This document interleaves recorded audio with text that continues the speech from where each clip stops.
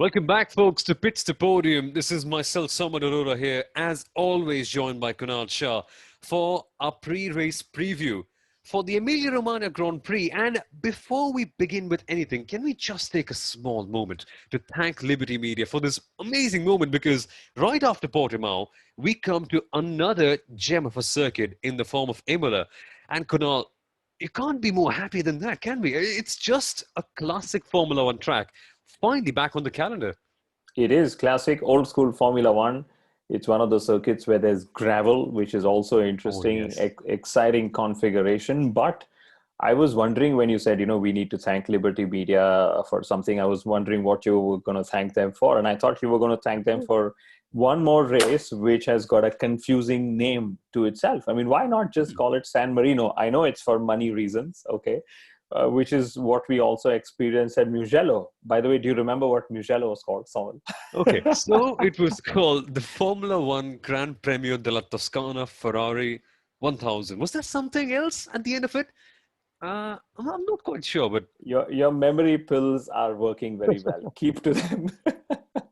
But no, back again for yet another slightly confusing name. It's the Emilia Romagna Grand Prix. So if you're not familiar with Italy's geography, it's the biggest highway that links the northern end of the Italian countryside. And it's quite a big deal. Formula One is actually coming back to Imola after 2006. And it may baffle you as to why Formula One was out of this place for such a long time, considering the brilliant races that we had here in 2005 and 6 themselves. But again, long story short, these didn't work out, but thank goodness we are back again this time out. And also, folks, if you're new to Pits to Podium here, don't forget to like, to share this video with your friends and family members, and also to subscribe to the channel. And crucially, in the description of this video, we've got the link to our social media channels where we are running the Pits to Podium Grand Prix prediction competition. And we are giving out a few tips of how to play and how to go about with things right here in this video. So stay tuned. But first, Kunal, for all our new viewers who haven't really watched Formula One back in the day, what is Imola like? What is the circuit like? What are the characteristics of this track? I mean, there's a lot of history to Imola. It's been hosting races since the 1980s, as we know. Yeah, Formula One has had some very tough memories at Imola, as we know, with Roland Ratzenberger and yeah, then Ayrton Senna. But those moments have only made the sport much safer. For someone like me who grew up watching the likes of, Jacques Villeneuve, Damon Hill, Michael Schumacher, and then Fernando Alonso, the 2005, 2006 San Marino Grand Prix will be etched in memory forever.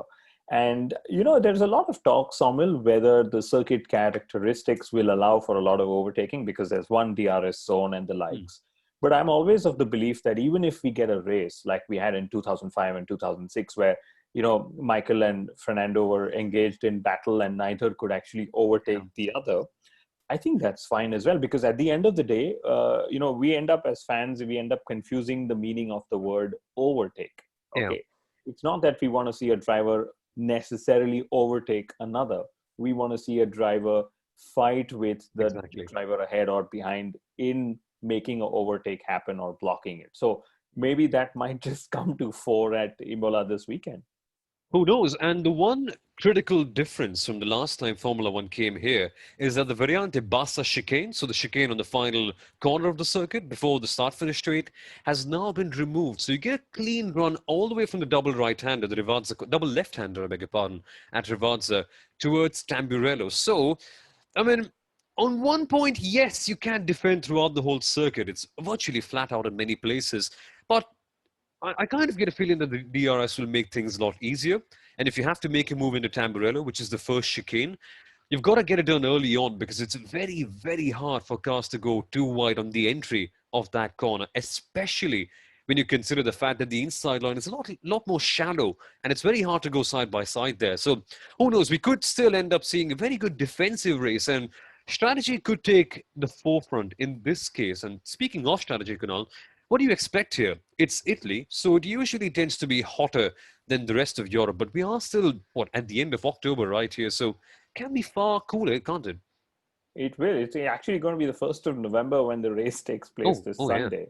Yes, but I have to pause everyone to say that, one of the reasons why Sawmill knows the circuit layout so well is because of all the fantastic commentary he does for the iRacing network and several other series that he, does commentary with. So he definitely knows what he's talking about when it comes to where a driver could overtake and, where the overtake needs to start happening and so on. But moving on to tire strategy, Pirelli are bringing a step softer than they did last weekend, which is hopefully a good thing.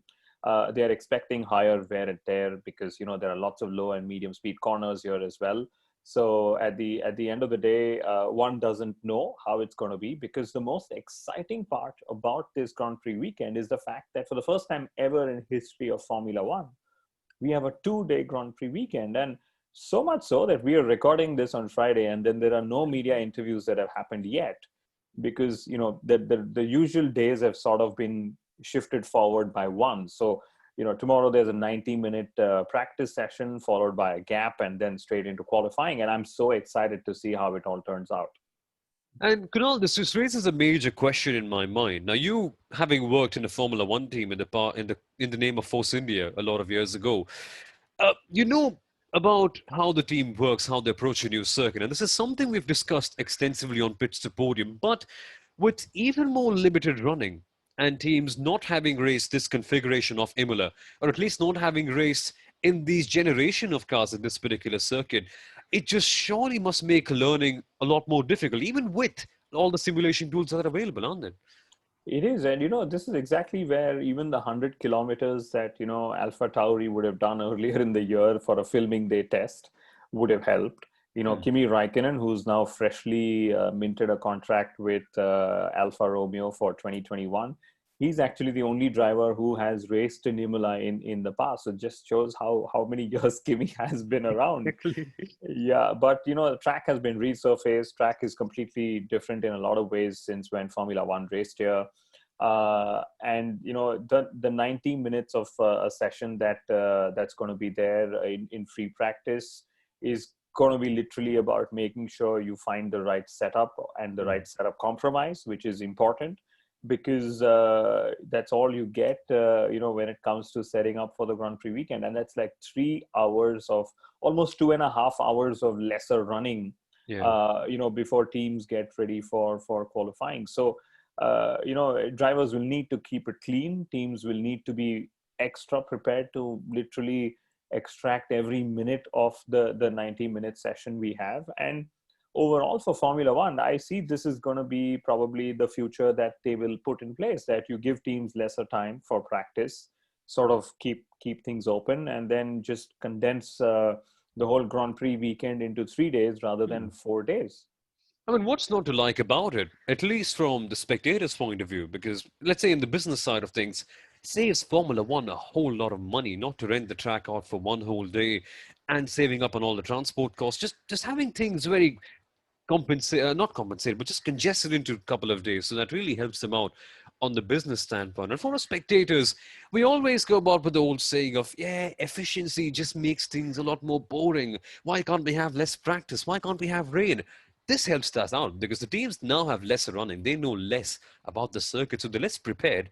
Naturally, we could have more of a spectacle, but that's to come later on. What we can hope for is teams being extremely competitive with each other and trying to make the best of the time that they have. And speaking of the track characteristics and being very competitive and keeping it clean here at Imola, as Kunal mentioned early on, there's grass, there's gravel, there's the walls all the way through. So you make one mistake in free practice, that's it. You could essentially end up being compromised in Imola, which is going to be a torrid thing because it's hard to pass here. So it's looking a bit dicey on the whole for everyone who makes a mistake early on.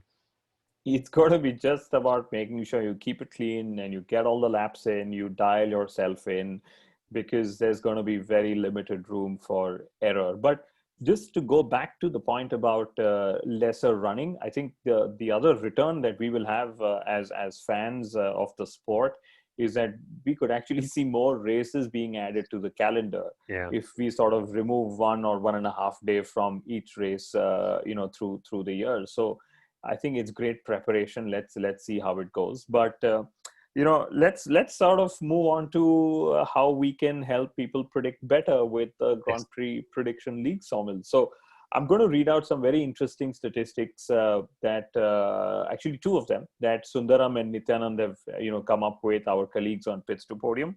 Mhm. So Mercedes has had 100% win rate at all the new or returning circuits in the hybrid turbo era. This is what Sundaram is, has found out, and they've had, I think, pole 9 out of the 11 races. Okay, Wow.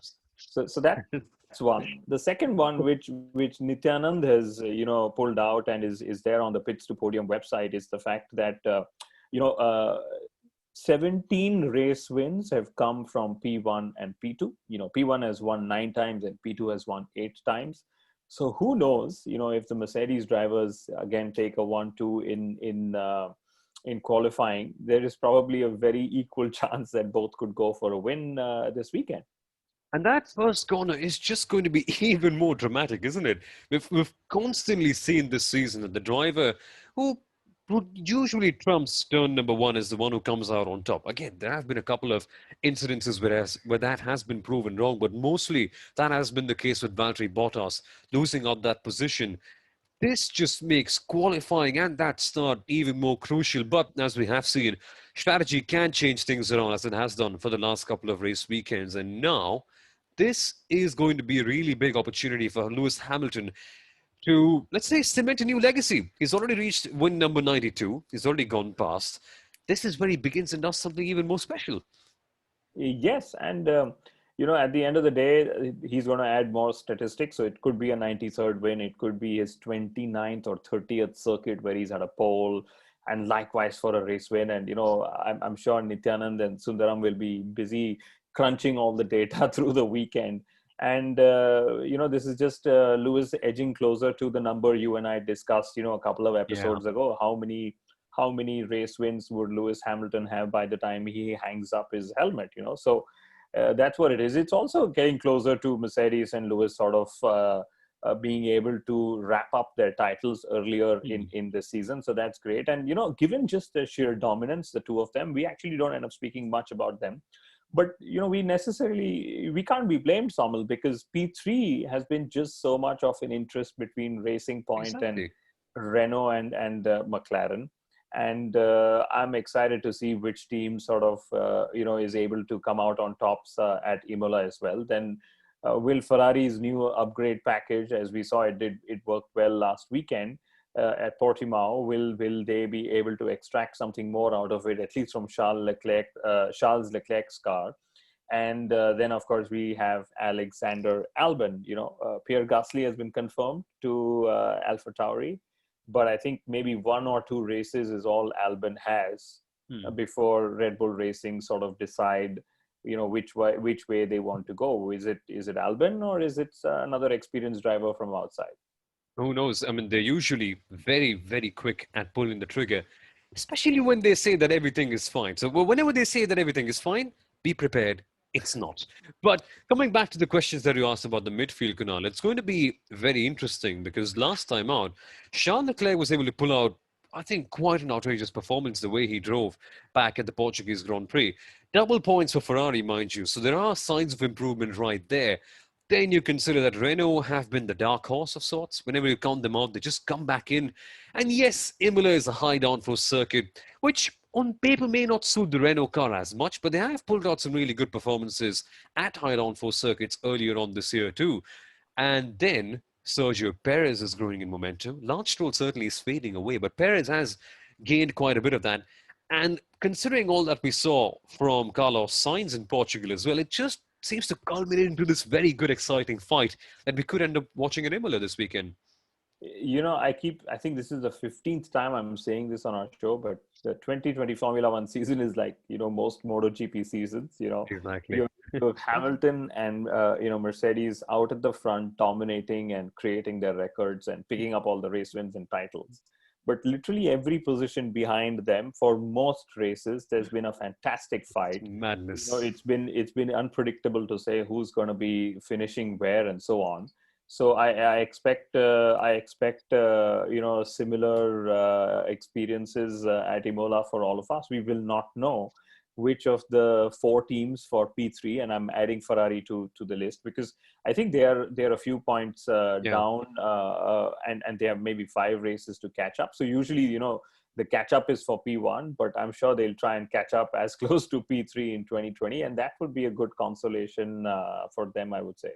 Nevertheless, if you had to pick one team to, let's say, as our best of the rest team, as we always have on the Pits To Podium prediction competition, who would your money be on? I'm going to say it's going to be Sergio Perez and Racing Point for this time on. What about you? I would like to agree with that. He has sort of, he's gone a gear higher, especially since he's realized he's not going to be racing at Racing Point next year. He's still out of Hmm. a drive next season. It's difficult to look past Sergio Perez. Maybe the momentum that Daniel Ricciardo and Renault have carried on, not of course, not the last weekend because he sort of he had a bit of a Yeah. Sebastian Vettel moment, but even Ricardo is probably good. And then the McLaren boys, both of them are pumping really really hard, and Lando Norris has been on a bit of a low, so maybe he's going to use this as a way to sort of get back. And Imola will also sort of show us drivers who adapt really quickly. Of course, they all do. My apologies, Yeah. but it's just going to be that minor difference in the finer moments of a lap, especially in qualifying and so on, where where a driver suddenly is more comfortable than the others, given that everyone's going to be doing fewer laps. So I still can't look beyond Perez, but Hmm. lots of exciting battles even then, Soumil. Okay, so that's our best of the rest division sorted out. We know who the top two are going to be, but can we see a certain Max Verstappen break into that bubble? Because at least on paper, Imola is a very high downforce circuit. You've got corner after corner after corner. There is no respite. There are no straights. Even the small back straight that you get after the Acqua Minerale corner just disappears in a second, and then you're into an ocean of corner once again. An ocean of corners, I beg your pardon. So can we see Red Bull do something special? Because we've normally seen them do extremely well at high downforce circuits like Monaco or Mexico City. It all boils down to, of course, what Max Verstappen is able to pull out of the car, Yeah, because he's the only one Red Bull also have their hopes on, which is fine. But Red Bull have closed in the gap to Mercedes. We know that's because Mercedes are focusing on the I think on the 2030 car that they're going to be racing in Formula One, because all the other cars from now till then are pretty much fixed, and they're going to be yeah, winning championships anyway. But if anyone can really break into top two and make things a little more fun for all of us with regards to Formula One and not Formula 1.5, it's Max Verstappen.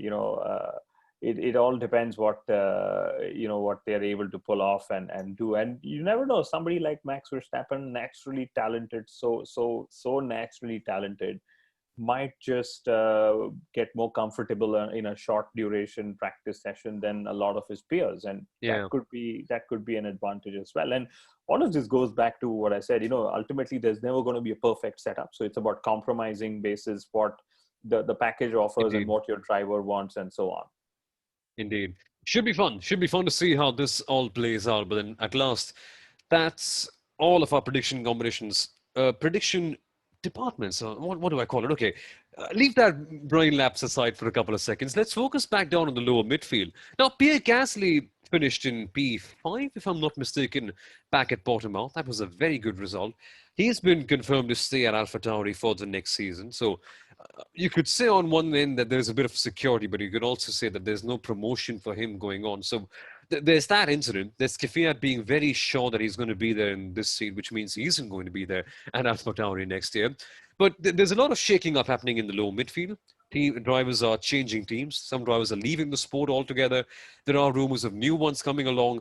And while all that kerfuffle goes around, it still seems that AlphaTauri are supposedly the top team in the low midfield battle, where we have AlphaTauri, we've got Haas, Alfa Romeo, and Williams. So for them, they may not be fighting for points this weekend, but nevertheless, a quick word on them. How do you expect them to fare this time out, Kunal? I think they will be to look out for. Pierre Gasly being confirmed, it adds extra momentum to himself, and The last time I think Formula One raced in at least one out of the three races this year, Pierre Gasly is won in Italy. So, Yeah. also this is the 100th Oh, race at Italy as well. That's how many yeah. races Italy has, hosted. I think that's almost 10% because I think Formula One had a Exactly. thousand races 1,000 last Grand Prix. year. Yeah, so that's impressive. But I think Alpha Tauri keeping Pierre Gasly is very very good. I'm glad they are keeping Gasly in an environment where he's thriving. Hmm. And with this whole junior team, sister team change in status that will happen from 2021.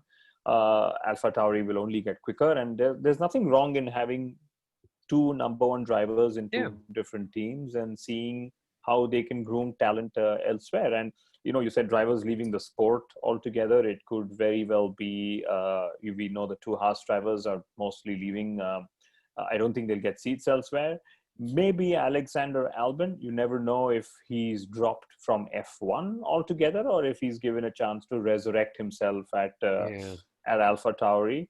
The only thing is then it blocks off Yuki Tsunoda's progress into Formula One, and Yeah. of course Yuki Tsunoda also being eligible for super license points is another thing. He needs to finish at a certain position in the F2 championship. So lots of moving variables, and I was hoping that Alpha Tauri is able to take the fight to Ferrari, but Ferrari's upgraded package has certainly put them several steps ahead of the fashion labeled racing team, I would say. Fashion label racing team. That's some way to describe it. Yeah, marketing. Let's say, let's call it that way. Let's put it very simply. But no, just before we conclude, there has been a recent revelation surrounding a customer Ferrari team who have been linked very closely to them, who may just see Mick Schumacher and Nikita Mazepin drive for them next year. We are talking about Haas. And now that Romain Grosjean has left the team, he has come up with a very, very, very striking revelation about why Haas are struggling. And it has something to do about a very serious problem on the rear end of their car canal, which they just can't seem to find a way around. And I think if Romain Grosjean is to be believed, they've not been able to find a way around it for more than a couple of seasons. Yeah. It's basically something to do with the rear suspension and the rake ride height, as we call it, or the rake, as we call it. And I haven't gone in technical details with my friends who work in the sport on the engineering side. I'm no engineer out here with Formula One cars, but all I remember reading was that the problem would cause them an aero imbalance of up to 4%. And that was Oh, what was compromising or still is compromising their performance. and that's a lot. That's so much downforce just left aside. Yeah, hopefully better days are to come for Haas and all the other teams. But well, that was it, folks. That was our Imola preview. I'm sure you enjoyed it. I'm sure you're going to enjoy the race and the new format that we have in hand. Should be a fun one. And on the whole, Kunal, just if you had to pick one prediction just to define the whole thing, who would your money be on? Would it be Hamilton or Bottas? Well, it's Mercedes, that's for sure. But I think I'll go with Bottas. We've seen a very small side of him where he's got a little bit of an edge on Lewis when it comes to situations like these where there is limited running and there is a necessity to sort of settle down and be comfortable at a track. Faster than the others. So maybe that's the benefit. So maybe Bottas for pole, but then it could be anybody's race. Exactly. We don't call Bottas the free practice world champion for no reason, do we? That's sadly been the case of the last couple of years. But no, should be a fun race weekend. If you enjoyed listening and watching to this one, don't forget to leave a like and to subscribe to Pits to Podium. Also, share this video with all your fellow Formula One enthusiasts. We know they're interested in content like this. Please feel free to give them a word about this whole thing as well. Once again, folks, thank you so much for watching, and we shall see you on Sunday. Bye-bye. Thank you guys, and thanks, Soumil. See you.